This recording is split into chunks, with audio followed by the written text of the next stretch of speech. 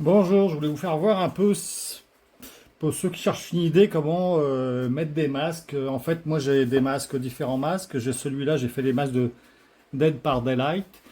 Donc je cherchais une solution pour le mettre au mur d'une façon plus intéressante qu'avec des crochets. Parce qu'au début j'avais essayé des crochets, mais c'était pas terrible. Donc, et puis je voulais faire un petit décor. Donc ce que j'ai fait, donc j'ai le masque.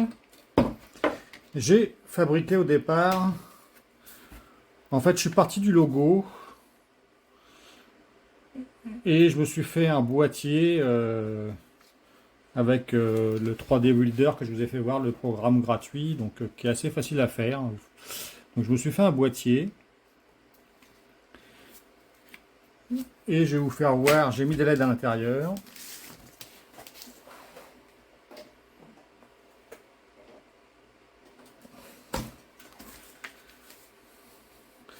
Donc quand j'allume, ça fait ça, c'est à faire quand même un bel effet. Donc ça c'est creux, il n'y a rien, parce qu'au début je voulais mettre du plexiglas, mais on m'a dit que ça diffuserait moins la lumière. Donc finalement je l'ai laissé complètement creux. Donc c'est tout simplement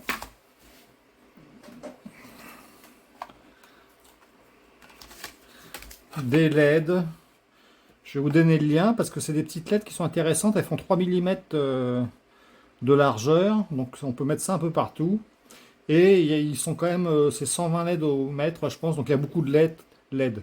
Ah, c'est juste une couleur. Donc la couleur, moi j'ai pris différentes couleurs. Là c'est du rouge. Et ce qui est intéressant, c'est que c'est du 12 volts. Il n'y a pas besoin de contrôleur. Donc vous branchez un.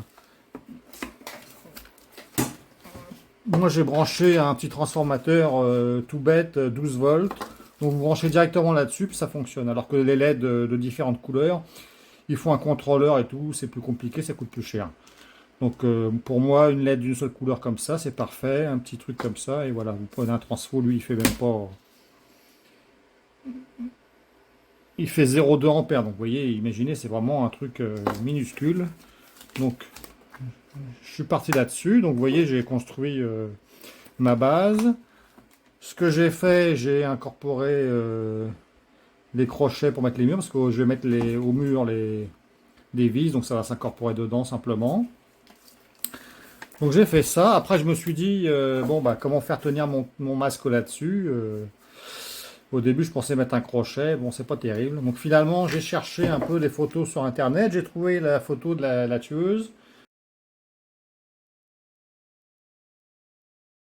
qu'ils avaient imaginé sans le masque, donc que j'ai fait en 3D.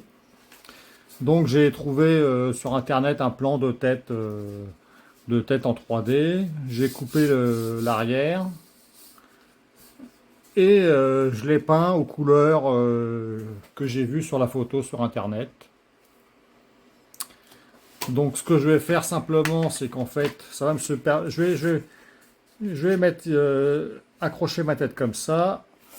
Mon masque va tenir dessus. Et là, ça va me faire avec les LED, je vais accrocher ça au mur, ça va me faire un truc assez sympathique.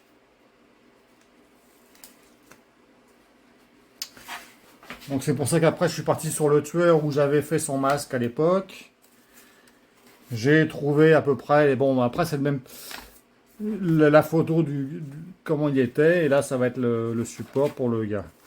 Après c'est sûr que c'est la même tête que j'ai fait de différentes tailles, donc le plus compliqué pour moi c'était de trouver la taille qui allait avec chacun. Donc voilà mes idées pour deux supports de masse. Donc après ça va être un Predator aussi, mais là je sais pas si je vais faire une tête de Predator. Mais ouais, donc voilà l'idée.